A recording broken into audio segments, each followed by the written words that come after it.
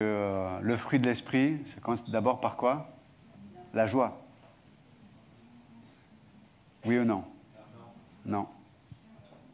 Je vous ai piégé là. C'est quoi? L'amour. Et c'est le mot agapé. Hein. Vous vous souvenez, ceux qui prennent le cours de doctrine appliquée, on a vu la différence. Mais le mot agapé en grec, en tout cas, ça parle d'un amour. C'est ce terme qui est utilisé pour aimer ses ennemis, pour aimer pardonner, etc. En fait, c'est le moteur qui ne demande pas à son objet, donc celui que je dois aimer, une quelconque ni attitude positive, ni qui aurait des éléments qui me permettraient de l'aimer ou d'avoir des sentiments. Ouais, des fois même on peut avoir des sentiments contraires. Mais il y a cet amour. C'est lié, en fait, c'est un amour qui est lié à la volonté. Et qui est lié à la volonté de Dieu. C'est le cœur de Dieu. Alors que nous étions encore ennemis, Christ est mort pour nous. C'est pas merveilleux? Donc, il y a ce côté de... Et donc, c'est première mention du fait d'être rempli de l'esprit, c'est quoi? C'est d'avoir le bon moteur dans nos vies. Donc, parce que s'il y avait la joie, on chercherait la joie. Non, on cherche l'amour. Et quand des fois, on va dire une parole, on va poser des actes qui sont motivés par l'amour agapé, ça va produire la joie. C'est vrai ou pas? Quand on va dans la rue, on va évangéliser, je vous assure que des fois, on est motivé que par l'amour de Dieu. On ne se sent pas, on ne sent pas les autres, on n'a pas envie. Il y a vraiment une pression en plus. Et puis quand on ressort de l'évangélisation, on est rempli de joie, quoi. Parce qu'on a rejoint la volonté de Dieu par amour. Et c'est pareil, des fois on vient à l'église, on va faire un ministère dans lequel Dieu nous accorde cette grâce de pouvoir fonctionner. On va faire la chose et par amour. Et après on est rempli de joie. C'est vrai dans les relations aussi. Et des fois, l'autre c'est mon ennemi, même la personne qui est la plus proche. Je vais l'aimer avec cet amour qui est le résultat de la vie de l'esprit en moi. Qu'est-ce qui se passe? Ça va produire la joie. Vous voyez ce que je veux dire? Donc c'est pour revenir un peu à ce que tu disais, Pasteur Georges. Et je trouve ça extraordinaire. De ne pas se tromper. Dans tout ce que l'on fait, souvent, il n'y a pas forcément la joie en premier. Mais l'amour nous permet de bien identifier la volonté du Père. D'accord? Jésus, la joie qu'il a eue, on le voit dans Hébreux chapitre 12, c'est quand il anticipait, et dans Philippiens 2, je crois, il anticipait le fait que vous, ce matin, moi, et bien d'autres encore, devenions des enfants de Dieu. C'était sa joie, en fait. Mais on voit dans les Écritures que, surtout la semaine les derniers jours de la Passion, trois derniers jours, demandez-lui, c'était le moment où il allait accomplir parfaitement la volonté de Dieu. Demandez-lui s'il avait de la joie là, à ce moment.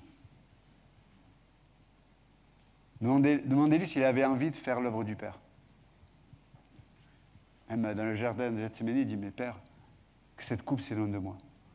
Non pas ma volonté, mais la tienne. Donc la joie nous attend. Mais des fois, elle n'est pas là où on voudrait la trouver. C'est l'amour de Dieu qui est le moteur de nos vies. Parce que l'amour, c'est la vertu de l'esprit qui est toujours liée à la vérité. Donc c'est extraordinaire. Donc je peux dire, sans hypocrisie, je peux dire à mon époux, à mon épouse ou à un frère, je t'aime. Même si on est en conflit, même s'il y a quelque chose qui m'a blessé, dans l'amour de Dieu. Et vous allez voir comment Dieu va vous rejoindre. Toi, tu rejoins Dieu par la foi, et Dieu nous rejoint. Et il y a une joie, une paix, il y a tous les 9 vertus du fruit de l'esprit. C'est extraordinaire. Non, enfin, voilà. Ça me faisait penser à ça pendant que tu partageais aussi. Ok, et c'est bien de se voir. Et wow. Pourquoi vous êtes venus ce matin? Demandez à votre voisin, pourquoi tu es là? Pourquoi tu es là?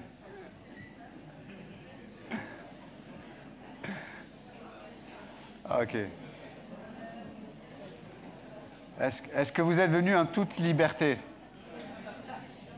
Ok.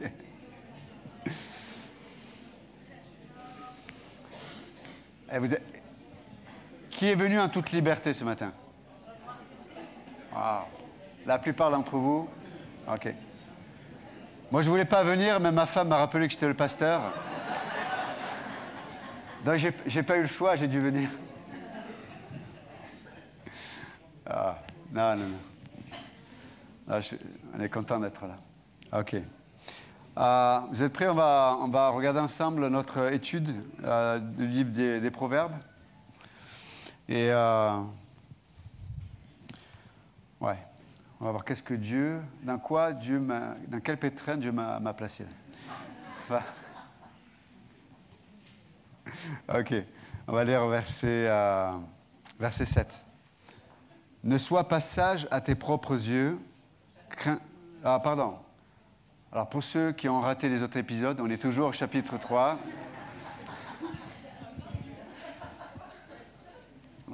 Proverbe chapitre 3, verset 7. C'est ma sœur, je la taquine. C'est ma vraie sœur, je veux dire. On a la même maman, le même papa. Donc ne sois pas sage à tes propres yeux, crains l'Éternel, écarte-toi du mal. Ce sera la santé pour ton corps et un rafraîchissement pour tes os. Vous voyez, même les os, ils ont besoin d'être rafraîchis. Honore l'Éternel avec tes biens. Oh. Et avec les prémices de tout ton revenu. Ouh. C'est pas fini. Alors, tes greniers seront abondamment remplis, et tes cuves regorgeront de vin nouveau, sans alcool. Ne méprise pas ça c'est moi qui ai rajouté, mais... Ne méprise pas, mon fils, la correction de l'Éternel, et ne t'effraie pas de sa réprimande. Car l'Éternel réprimande celui qu'il aime, et comme un père, l'enfant qu'il chérit. Waouh! Ça en fait des sujets, là. Que Dieu vous bénisse, et à la semaine prochaine. Okay. Mais, alors c'est un sujet... Donc c'est intéressant de voir le lien que l'auteur fait. Donc il parle de la sagesse de Dieu, de ne pas oublier les enseignements qu'il a reçus, parce que on est spécialiste de plein de choses, mais surtout d'oublier la parole de Dieu. C'est vrai, hein, on oublie ce que Dieu nous dit, on oublie... Quand je dis on oublie, ça veut dire que des fois on va penser, dire et fonctionner en dehors du cadre des Écritures, dans nos relations, dans nos pensées, dans les situations qu'on va vivre, etc., etc. Donc il dit n'oublie pas, surtout quand ça va être testé, n'oublie pas. Vous voyez ce que je veux dire? Quand on revenait tout à l'heure à ce qu'on disait, quand quelqu'un va te dire quelque chose qui te fait mal, qui va te blesser, n'oublie pas que le fruit de l'esprit, c'est l'amour, la joie, la paix. N'oublie pas. Et donc du coup, ça nous remet... la parole de Dieu, elle est comme un miroir, elle réfléchit en fait.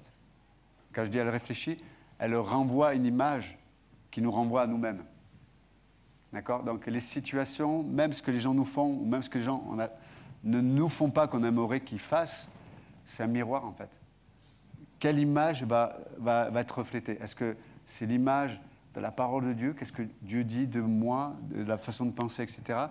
Ou alors je vais projeter une image qui est simplement ce que je médite en moi-même, et c'est peut-être ma sagesse. C'est pour ça qu'il dit, mais ne sois point sage à tes propres yeux. Et beaucoup de nos souffrances, beaucoup de nos épreuves viennent parce qu'on est malheureusement, on s'appuie sur notre propre sagesse. Et au lieu de se rappeler la parole, on va méditer nos doutes, on va méditer nos raisonnements, on va méditer nos blessures, on va méditer le passé, on va méditer nos craintes, on va méditer nos angoisses, on va méditer nos souffrances, on va méditer tout ça. Et c'est pour ça qu'il dit que celui, par contre, qui n'oublie pas la parole, qui réfléchit, qui dit « Seigneur, voilà, dans cette situation, je suis faible, je n'ai aucune capacité, ni émotionnelle, ni psychologique, ni physique des fois, je n'ai pas de capacité. Seigneur, j'ai besoin de toi. Donne-moi une parole. Rappelle à mon cœur une parole, une promesse. Et là, il dit, hein, et ce sera la santé pour ton corps et un rafraîchissement pour tes os. Wow. Vous savez, Dieu est le spécialiste pour enlever les fardeaux. Vous êtes avec moi ou pas? Dieu est le spécialiste, il est spécialisé à enlever les fardeaux. C'est pour ça que le Saint-Esprit s'appelle comment? Le consolateur. Wow. Le consolateur. Il y a tellement de fardeaux qu'on reçoit dans ce monde. Il y a tellement de fardeaux, malheureusement, qu'on a ramassés nous-mêmes. Et parce qu'on pensait ne pas avoir le choix. Je vous dis une bonne nouvelle ce matin. Nous avons le choix.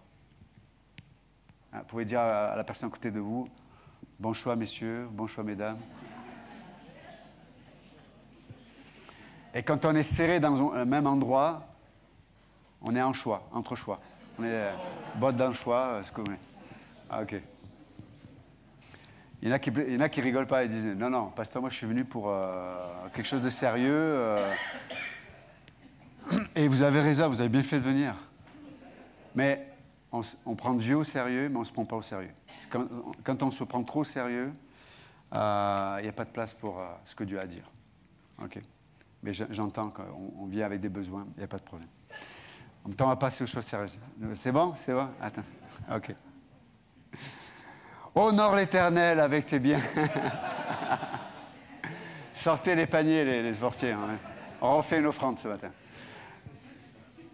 Hey, je vous pose une question. Hey, on est entre nous, on est en famille. Est-ce que vous pensez que Dieu va vous bénir parce que vous allez donner plus dans l'offrande? Qui dit oui, qui dit non? Ah, ok. Qui dit oui? N'ayez pas honte, vous avez le droit de penser. Ok. Il faut donner selon son cœur? Ah, ok. Bon, si je donne selon mon cœur, je ne vais pas donner grand-chose. Mais c'est moi, Ça dépend le cœur, en fait. Est-ce que mon cœur renouvelé? Si c'est mon cœur à moi, demain, on vend le local et on fait le culte dehors. Hein. On n'aura plus de sous pour payer. Non, mais tu as raison. Donner selon son cœur, c'est vrai. Mais, ok. Bon, je suis d'accord avec vous. Dieu n'est pas, on en parlait avec Marilyn il n'y a pas longtemps, Dieu, ce n'est pas un vendeur de tapis. Plus gros est le billet dans l'offrande, plus Dieu va te bénir à tous les niveaux. Non, ce n'est pas un vendeur de tapis, Dieu. Par contre, l'auteur, il nous enseigne qu'il y a un lien, en fait. Il y a un lien entre la sphère spirituelle, il y a un lien entre la sphère spirituelle et la sphère psychologique, donc l'âme aussi. Et il y a un lien entre le spirituel, l'âme, le corps et l'action du corps. Et là, il nous dit que, après avoir parlé du spirituel, de l'âme, maintenant il parle du matériel, en fait. Donc on peut voir que l'immatériel et le matériel sont liés dans les Écritures. Et encore plus pour les Juifs, n'oubliez pas qu'eux, ils ont la plupart des bénédictions et puis de l'alliance que Dieu a fait avec eux, c'est pour une réalité terrestre aussi. C'est pour ça que Dieu leur a donné un endroit, le pays de Canaan, bien défini. Il y a les Écritures donnent des frontières, des limites, etc. Quand Dieu a fait le contrat avec Israël, il a dit, mais si tu fais ça, tu seras béni, si tu ne fais pas ça, tu ne seras pas béni. Or, nous, l'Église n'est pas Israël. On va dire que dans le Nouveau Testament, Israël, si on doit interpréter, c'est le croyant, la vie du croyant. Ce n'est pas l'Église. L'Église n'a pas remplacé Israël. Dieu a toujours des promesses pour Israël. Dieu va toujours accomplir ses promesses pour Israël. Ça, c'est notre position. Alors, je sais que dans le christianisme, il y a plein de positions. Je ne vais pas vous noyer à millénarisme, prémillénarisme, etc. Mais en tout cas, nous, ce que nous croyons en tout cas, c'est que l'Église n'a pas remplacé Israël et que Dieu va accomplir les promesses inconditionnelles, parce qu'il y a des promesses conditionnelles, donc ce que devait faire le peuple, et des promesses inconditionnelles qui dépendent que de Dieu, quoi. Bon, bref, c'est un autre sujet. Mais pourquoi je parle de ça, d'ailleurs? Ah oui, c'est par rapport au matériel, immatériel, voilà. Et eux, Israël, devait vraiment, il y avait vraiment ce lien avec Dieu par rapport aux réalités matérielles. Et à l'époque, en plus, on va dire que les gens n'avaient pas forcément de l'argent comme nous, on peut l'entendre aujourd'hui, mais c'était des agriculteurs, donc, ou alors ils avaient des animaux, ils s'occupaient d'animaux, etc. Donc, ils amenaient des offrandes, ils amenaient des biens, etc. etc. C'est pour ça qu'ils parlent de remplir notre grenier, etc., etc. Mais il y a un enseignement pratique pour nous aussi aujourd'hui. Vous êtes d'accord avec moi? Donc, qu'est-ce que Dieu a à nous dire à travers ce texte? Parce que le fait de donner et d'honorer Dieu avec nos biens matériels, il y a un lien avec les choses spirituelles. Je vais renverser la question. Le fait, des fois, de ne pas laisser la place à Dieu, de pouvoir lui donner de la part de nos biens, implique peut-être une façon de vivre, de penser, où il manque des éléments spirituels. Parce que du coup, ce n'est pas une priorité de donner à Dieu ou de faire confiance en Dieu à travers notre réalité matérielle. Et donc, dans ce passage, il nous amène à cette réflexion. Et entre parenthèses, vous avez remarqué que la première intervention de Dieu en termes de discipline dans le Nouveau Testament, c'était quoi? C'était lié aux réalités matérielles. Vous vous souvenez, Ananias et Saphira? Hein? Donc tout le monde vendait ses biens, enfin pas tout le monde, mais ceux qui voulaient vendre leur terrain, leur maison, puis ils ramenaient l'argent au pied des apôtres, puis eux dispatchaient un peu parce qu'il y avait des milliers de gens qui s'étaient convertis, quoi, qui étaient là, loin de chez eux, parce que la plupart étaient venus pour les fêtes, ils n'avaient pas de logement, ils n'avaient pas de nourriture, ils n'avaient pas moyen de boire, il n'y avait rien, quoi. Donc les gens qui vivaient sur place vendaient leurs biens, etc., pour voir en réalité matérielle des gens. Bon, bref. Mais la première discipline dans l'Église, c'était quoi? C'était lié aux biens matériels. Ananias et Saphira qui vont vendre, mais qui vont garder. Donc, donc on peut voir qu'il y a ce lien entre ce que je donne matériellement et ce que je crois dans mon cœur. Pour revenir à ce que tu disais tout à l'heure. Ce qu'il y a dans mon cœur.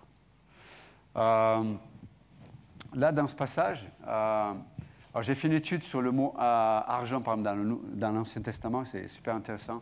Il y a 4 mots en particulier, mais là, je n'ai pas le temps ce matin, on en donnera, mais c'est rempli.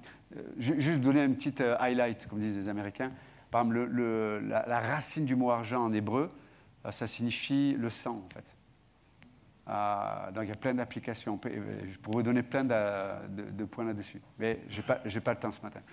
Mais juste pour dire que dans ce passage, il dit quoi? Honore l'Éternel avec tes biens, avec les prémices de tout ton revenu, alors tes greniers seront abondamment remplis et tes cuves regorgeront de vin nouveau. Pour le dire autrement, Dieu, le cœur de... Enfin, on entend que... Nous, on peut voir de façon différente ce passage. On peut le voir de 2 façons différentes. Soit je vois ce que Dieu me demande de donner, soit je vois ce que Dieu veut me donner. Vous voyez la différence? Moi, je le vois comme, waouh, notre Dieu est un Dieu qui désire qu'on prospère. Dieu est un Dieu qui désire que nous soyons bénis. Est-ce que vous pensez que Dieu nous veut du mal? Est-ce que vous pensez que Dieu veut que notre vie soit que de mal en mal, de difficulté en difficulté? Non, il faut voir que le cœur de Dieu, c'est qu'il y ait une bénédiction dans nos vies. Et c'est intéressant parce que les Hébreux disent que la bénédiction, c'est la capacité de Dieu de démultiplier l'existant. La capacité de Dieu, la puissance de Dieu de démultiplier l'existant. Wow, c'est intéressant. Hein? Donc, j'ai un peu, tu sais, c'est comme ce petit garçon-là, j'ai juste 2 pains ou 5 pains et 2 poissons, je crois. Dieu va démultiplier l'existant. J'ai un peu de foi, j'ai à peine un peu d'amour, mais Seigneur, je remets ça entre tes mains. Dieu va démultiplier cette capacité. J'ai du mal à pardonner, j'ai un peu de pardon dans mon cœur, Dieu va démultiplier le pardon. J'ai peu de patience, Dieu va démultiplier ce dont on a besoin. Seigneur, j'ai très peu de confiance, Dieu veut démultiplier la confiance pour pas que nous vivions constamment dans l'angoisse et dans la crainte. Vous voyez ce que je veux dire? Wow.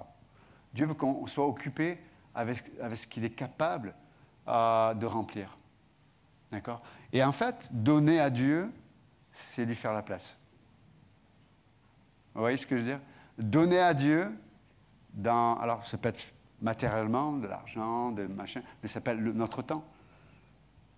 Moi, j'ai appris une chose, c'est que moins j'ai de temps, plus je donne du temps à Dieu. Et du coup, plus j'ai de temps. D'accord? Alors que des fois, on fait le contraire. J'ai pas assez de temps, donc j'essaie de garder ou de gagner du temps. Mais en fait, je cours après le temps. D'accord? Il n'y a que Dieu qui est capable de démultiplier, de racheter le temps, dit l'Écriture. C'est vrai ou pas? Ça peut être dans plein de domaines. Dieu désire remplir. Dieu désire bénir. Dieu désire promouvoir son enfant que tu es. C'est le cœur de Dieu. C'est extraordinaire. On peut voir chaque action de Dieu, là je suis en train d'étudier le livre des Actes, chaque action de Dieu, c'est une œuvre de multiplication. Dieu n'aime pas soustraction, addition, il n'aime pas trop. Il aime la multiplication. Il aime ça. Et des fois, pour qu'il y ait multiplication, il faut faire de la place. D'accord? C'est pour ça que des fois, Dieu amène des situations qui vont, nous on appelle ça le brisement, on appelle ça des déserts, on appelle ça des épreuves, on appelle ça les vallées. Et en fait, ce sont les moyens de Dieu pour faire de la place pour, non pas le superficiel, mais pour l'essentiel. Parce que là, dans ce passage-là, c'est comme si l'auteur nous rappelait que ta façon de donner ou de ne pas donner va révéler si tu es occupé avec l'essentiel ou le superficiel. Quand tu es occupé avec le superficiel, tu vas attraper une maladie grave, pire que le Covid, et pire que tu vas attraper la maladie du consommateur. Tu vas devenir un consommateur, en un seul mot. Je vois certains qui... vous êtes taqués encore. Hein? On devient des consommateurs. On devient des consommateurs matériellement, mais des gens qui sont consommateurs matériellement deviennent des consommateurs aussi dans leurs relations. Hein? Je me sers des gens, je profite des gens. Je peux me servir de l'Église aussi, comme tu disais tout à l'heure. Je peux venir, je deviens un consommateur dans l'Église. Et quand j'ai consommé ce qui me va, ou si ça ne me va plus, je fais autre chose autrement. Non. On va avoir un projet d'essentialité. Et j'aime le mot essentiel. Il y a l'essence du ciel. J'aime bien, vous vous souvenez, ça permet de réfléchir. C'est l'essence du ciel. Qu'est-ce qui est essentiel? Qu'est-ce qui a réellement de la valeur? C'est vrai ou pas? Et dans nos vies, qu'est-ce qui a vraiment de la valeur? Est-ce que des fois, on ne perd pas notre temps avec ce qui n'a pas de valeur? Et le fait de donner, le fait de s'exposer de façon matérielle, nous permet de se retrouver face à nous-mêmes. Parce qu'à l'époque, quand ils donnaient les prémices de leurs biens, par exemple, ou quand je dis de leurs biens, c'est-à-dire des récoltes, les prémices, c'était les premiers fruits. C'était ceux qui avaient le plus de sève, ceux qui avaient le plus de qualité, en fait. C'était donc les meilleurs, les premiers, et ils devaient les donner à Dieu, et aux Lévites, etc., etc. Donc, le meilleur, il le donnait à Dieu. Mais il ne savait pas si le reste de la récolte allait être bonne. Ouais. Et des fois, on peut penser comme ça, ouais, mais si je donne ça, comment je vais faire? Et des fois, on est comme ça, même dans les relations. Ouais, mais si je pardonne encore. Et oui, mais si je continue d'être patient. Et si je continue d'édifier, qu'est-ce qu'elle va faire? Qu'est-ce qu'il va faire? Vous voyez? Et des fois, la façon de donner ou de ne pas donner révèle notre façon d'être à l'intérieur. C'est intéressant. C'est intéressant de voir que les gens comme, je pensais à Mère Teresa, par exemple, qui, le peu qu'elle avait, elle le donnait. Pourquoi? Parce que sa façon de donner, matériellement et même physiquement, elle a donné de son être, littéralement, reflétait sa façon d'être dans son cœur. Vous voyez ce que je veux dire? C'est intéressant, des fois, et on le voit, hein, même dans les évangiles, tu as cette femme qui n'avait pas grand-chose et qui va donner un peu. Jésus va pointer du doigt les disciples. Il dit, les gars, venez voir. Qui c'est qui a le plus donné? Lui, là, tu as vu ce qu'il a donné? Il n'y avait même pas, plus de place dans le panier tellement qu'il a donné. Et Jésus dit, non, cette femme. Eux, ils ont donné de leur superficiel. Voilà, le surplus. Elle a donné l'essentiel. Mais en fait, elle a donné l'essentiel, non pas ce jour-là dans un panier. Elle a donné l'essentiel dans son cœur avec Dieu. D'abord. Vous voyez? Donc c'est intéressant de voir que le don en générosité, le don de soi vis-à-vis des relations, peu importe le temps, etc., va toujours, et le don matériel, la générosité même matérielle. Des fois, c'est les gens les plus pauvres qui donnent le plus, même dans l'Église. C'est les gens qui n'ont pas forcément le plus de moyens qui vont donner le plus. Vous voyez? Donc, pourquoi? Parce que dans leur cœur, dans leur façon de vivre, ils se donnent à Dieu. C'est leur façon d'être. Et pourquoi? De projet d'essentialité et non pas de superficialité. De superficiel, il y a le mot superficie dedans. On peut mesurer, on peut compter. C'est ce qui se voit à l'extérieur, en fait. La superficialité. L'essentialité, ça ne se voit pas. On ne peut pas le mesurer. Mais par contre, c'est ce qu'il y a de plus précieux dans nos vies. Hein? Et vous savez, là, il parle du matériel, de l'argent, etc. Mais en fait, ce n'est pas l'argent ou le matériel qui est un problème. C'est mon rapport à l'argent. C'est mon rapport à la matérialité.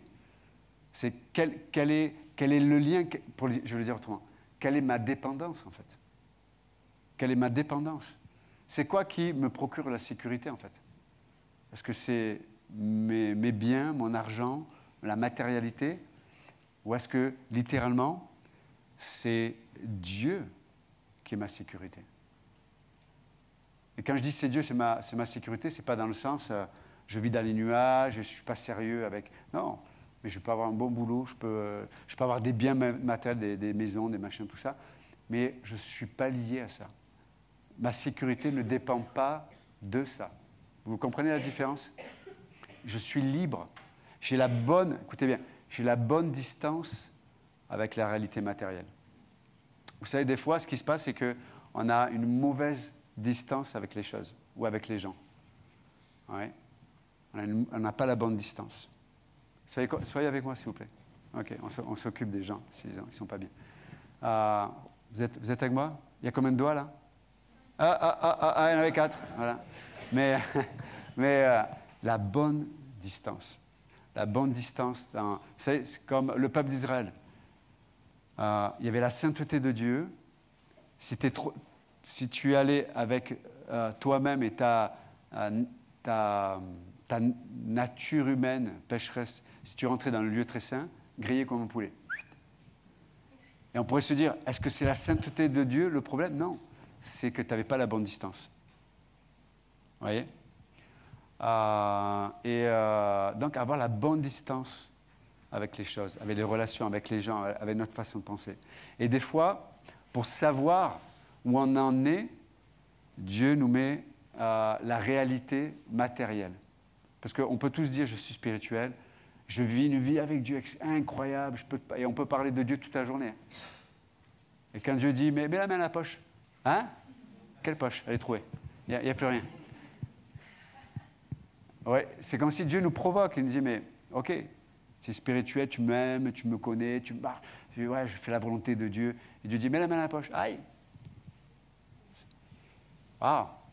Pourquoi? Parce que la matérialité va amener de façon concrète les réalités immatérielles. Vous voyez? Parce que des fois, on peut se séduire nous-mêmes. C'est comme Dieu dit, ok, aime ton ennemi. Ah bon? Parce que je peux dire, j'aime mon ennemi, mais si je me trouve avec lui dans un ascenseur, on va voir si on l'aime vraiment, l'ennemi. Vous voyez? Etc., etc. Vous voyez? Donc, il y a ce lien. Dieu dit, mais je ne veux pas que vous soyez dans le fantasme ou dans l'irréalité. Dieu dit, je veux que tu sois dans la spiritualité, mais dans la réalité. Et on a besoin d'être testé là-dedans. Non pas parce que Dieu veut nous nous montrer tout ce qui ne va pas, mais pour nous montrer que des fois, ça ne va pas dans ma vie, parce que je suis complètement subjectif, il n'y a pas d'objectivité dans ma façon de vivre. Je pense être spirituel, mais en fait, je suis à côté de la plaque. Des fois, je pense des choses intuitivement, ce que je ressens avec Dieu, ce que je pense que Dieu me dit, mais peut-être je suis complètement en dehors de ce que Dieu dit. Peut-être Dieu a rien dit. Vous voyez ce que je veux dire? Donc le côté matériel, le côté les uns des autres, de s'aimer les uns les autres, côté là de donner, ça, c'est un bon détecteur. Ouais, il y a des détecteurs de métaux. Renaud, il a un détecteur de métaux, tu te souviens? On a essayé de détecter des lingots d'or avec son fils et le mien. Bon, on a juste trouvé un petit truc en métal rouillé, quoi. Bon, bref, c'est une autre histoire. Donc, et je reviens un peu à ce que je disais. Dieu, le cœur de Dieu, c'est de promouvoir, c'est de nous bénir. Et c'est le bon côté, je veux dire, de la bénédiction. C'est son cœur. Mais ça demande vraiment d'être dans la réalité et non pas d'être dans la sublimation ou dans le fantasme. Vous savez, quand on est dans le fantasme, on a des attentes vis-à-vis de Dieu, on a des pensées qui ne correspondent pas à la réalité. Et quand tu as des attentes qui ne correspondent pas à la réalité va toujours te décevoir. Toujours. Et quand la réalité te déçoit, ça produit la frustration, l'amertume, la colère, et en fait, tu es rongé de l'intérieur. Donc là, Dieu nous dit non, je veux te mettre et te placer, te garder dans la réalité afin que tes attentes soient légitimes, elles soient bonnes, elles soient envisageables et réelles avec Dieu. Vous voyez? C'est tellement important. Il ne faut pas qu'on se perde de nous-mêmes. Encore une fois, si tu détestes ta réalité, c'est peut-être que tu vis dans des fantasmes. Tu vis dans l'imaginaire qui ne correspond pas à la réalité. D'accord? Et Dieu n'est pas là-dedans. Là, c'est concret, c'est vrai. Et des fois, malheureusement, la réalité nous percute. Une maladie, un accident, une relation qui se brise, etc. Et là, tu es bouleversé, tu es choqué. Voilà, c'est un tsunami qui arrive dans ta vie. Pourquoi? Parce que peut-être on nourrissait la réalité à travers notre imaginaire, notre fantasme, mais ça ne correspond pas à la réalité. Et une des racines du mot argent, entre parenthèses, c'est le mot fantasme, en hébreu aussi. Ouais. Bon, bref, c'est notre histoire. Mais on verra une autre fois. Mais en tout cas, juste s'encourager. Enfin, j'espère que c'est encourageant, je ne sais pas. Mais s'encourager à savoir que Dieu donne des bonnes définitions. Là, il parle de la dîme, etc. Ce n'est pas une loi, attention. La dîme, écoutez bien, dans le Nouveau Testament, la dîme n'est pas une loi. Par contre, c'est un repère. C'est un repère, parce qu'on a besoin de repères. Et la dîme est un repère pour savoir qu'est-ce qu'il est convenable de donner à Dieu. C'est pour ça que moi, avec ma femme, depuis bientôt 20 ans, enfin moi, ça fait 30 ans que je suis chrétien, ça fait 30 ans que je donne ma dîme, et j'ai jamais vu, on a eu des difficultés, on a eu des épreuves, matériellement parlant, mais Dieu ne nous a jamais délaissés. Il a toujours pourvu, je vous assure. Donc on est convaincu de ça, c'est un repère. Pour moi, je vous dis, on parle que à cœur, pour moi, c'est le minimum que je donne à Dieu. Mais c'est moi, je ne vous demande pas d'être pareil. Mais je dis, pour moi, l'Écriture nous donne un repère pour savoir qu'est-ce qui est convenable de donner ou pas, quoi. Et moi, en tout cas, ça m'aide d'avoir un bon repère et de dire, chaque mois, je reçois ma rémunération. Encore une fois, c'est moi, je ne vous demande pas, vous pouvez donner 20% même, ou 30 ou 50, il n'y a pas de problème. Mais je donne d'abord à Dieu, on donne d'abord la dîme à Dieu. Et parce que si je ne la donne pas, enfin moi je suis comme ça, si je ne la donne pas, après je vais réfléchir. Parce qu'il y a tellement de choses qui sont à payer, machin, bidule. Alors, je dis, Seigneur, prends la dîme et débrouille-toi après pour le reste. Vous voyez ce que je veux dire? Donc, mais c'est juste s'encourager. Dieu est dans ces choses-là. Voilà. Seigneur, merci encore pour ta parole ce matin. Merci parce que tu viens nous aborder sur tous les sujets, Seigneur. Il n'y a pas aucun sujet qui est tabou devant toi. Tu viens nous chercher dans tous les domaines. Et dans tous les domaines, tu nous révèles ton cœur, afin que tes greniers soient remplis, afin qu'il y ait un rafraîchissement, afin vraiment on voit ton cœur, Seigneur. Tu ne veux pas nous placer dans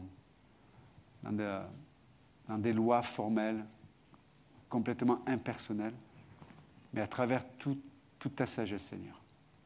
Tu désires nous faire rentrer dans ton cœur et la bénédiction que tu veux manifester dans nos vies. Seigneur, je te prie pour les frères et sœurs, ceux qui sont malades peut-être, qui ont des difficultés dans leur corps, dans leur santé. Je te prie de mettre ta main, Seigneur.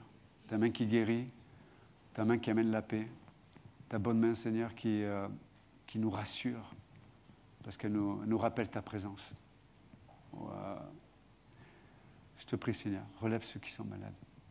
Seigneur, peut-être certains ici souffrent aussi, on parle de biens matériels, certains ont des difficultés dans leurs biens, pour pouvoir boucler la fin des mois, pour manger correctement, pour payer leur eau, l'électricité, je ne sais pas. Mais Seigneur, je te prie de ta grâce, Seigneur, de pourvoir aux frères et sœurs qui sont en difficulté. S'il te plaît, Seigneur. Te prions pour leur montrer aussi peut-être les domaines qui pourraient les amener à être aidés dans ces domaines-là. Donc, merci notre Dieu. Prions pour ton Église aussi. On te prie pour la bénédiction, multiplier. Il y a le concert de Noël qui arrive. Il y a tellement d'hommes et de femmes qui ne te connaissent pas, Seigneur, dans cette région. Te prions vraiment de toucher les cœurs, de sauver les âmes, Seigneur. S'il te plaît, Jésus. Utilise-nous dans notre faiblesse, c'est vrai, mais utilise-nous pour être la lumière de ce monde, parce que c'est ce que tu as fait de nous. Donc merci, Seigneur. Prions pour tous les moyens dans la ville, que ce soit dans cette église, dans toutes les églises aussi, de Montpellier et de la région, Seigneur. Te prions vraiment de bénir toutes les opportunités que les frères et sœurs prennent pour témoigner de toi, Seigneur. Te prions pour le temps qu'on va avoir ensemble avec toute la pastorale, toutes les églises de Montpellier, le 16 décembre. On va l'évangéliser ensemble. Te prions vraiment toucher les cœurs, de sauver les âmes, Seigneur. S'il te plaît, Jésus. Merci de faire du bien à ton Église et aux frères et sœurs. Dans le nom de Jésus, nous prions. Amen. Que Dieu vous bénisse.